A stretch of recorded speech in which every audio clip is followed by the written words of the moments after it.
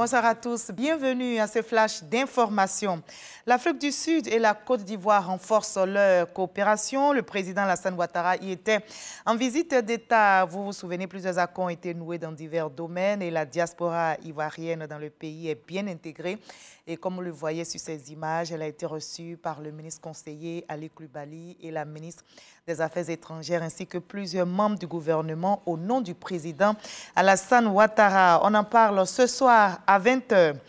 Et à Bondoukou, ici en Côte d'Ivoire, une rencontre supervisée par l'OIM, l'Organisation internationale pour les migrations, s'est tenue pour le renforcement de la coopération transfrontalière entre la Côte d'Ivoire et le Burkina Faso. L'idée est justement de parvenir à une gestion coordonnée de cette frontière. On en sait plus avec Franck Quadio. Les frontières ivoiriennes et burkinabées au centre d'une rencontre à Bondoukou. Les différentes parties réfléchissent sur la nécessité de renforcer la coopération transfrontalière, la sécurité et le renseignement territorial entre les régions du sud-ouest du Burkina Faso et du Boukani nord-est ivoirien. Chaque année, nous nous retrouvons au moins 2 fois avec nos collègues du Burkina pour échanger sur les préoccupations communes.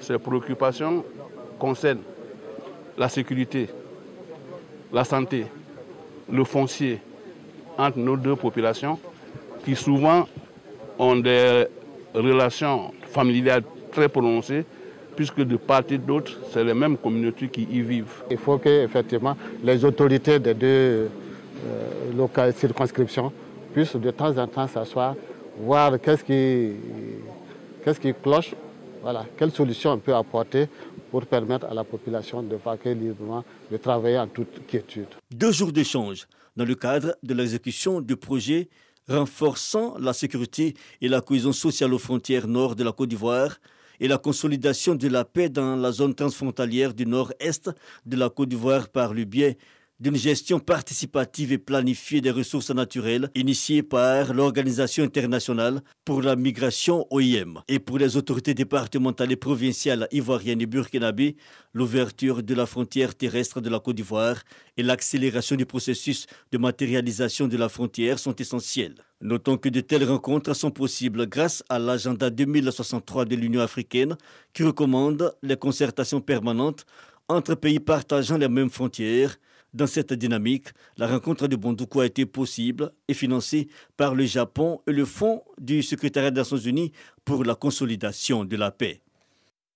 Activité majeure sur le marché du luxe, la bijouterie fait partie des métiers importants au niveau de la mode et de la beauté. Mais en Côte d'Ivoire, cette activité offre peu de perspectives aujourd'hui aux jeunes qui aspirent à travailler dans le secteur à cause notamment de l'inorganisation. Eh bien, de quoi inquiéter les professionnels ivoiriens qui plaident pour l'assainissement du secteur de la bijouterie. Le gouvernement ivoirien, quant à lui, se dit disposé à les accompagner pour une meilleure organisation. Le secrétaire général adjoint de l'ONU pour les opérations de paix, le français Jean-Pierre Lacroix, arrive au Mali aujourd'hui. Durant son séjour de 5 jours, il évaluera la prolongation du mandat de la mission onusienne avec les autorités de la transition. Il sera donc au Mali jusqu'au jeudi 28 juillet prochain pour évoquer officiellement le prolongement d'1 an du mandat de la MINUSMA.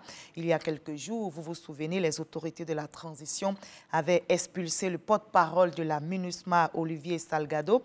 Il lui avait été reproché d'avoir posté sur les réseaux sociaux Twitter des informations inacceptables. L'accord sur les exportations de céréales peut-il tenir bon après des tirs sur le port d'Odessa? Si Kiev fustige un dialogue impossible avec Moscou, les Russes, quant à eux, disent avoir visé une cible militaire sans rapport avec le blé. Et sur place, les autorités locales continuent de préparer ces ports aux futures importations. En bref, pour terminer, 3 personnes malheureusement ont perdu la vie aujourd'hui lors d'une fusillade dans une université de la capitale philippine à Manille. Une ancienne maire de la province méridionale a été tuée, ainsi que son assistant et un agent de sécurité de cette université. On va se retrouver dans la paix ici en Côte d'Ivoire pour le JT et faire le point complet de l'actualité nationale et internationale. À tout à l'heure.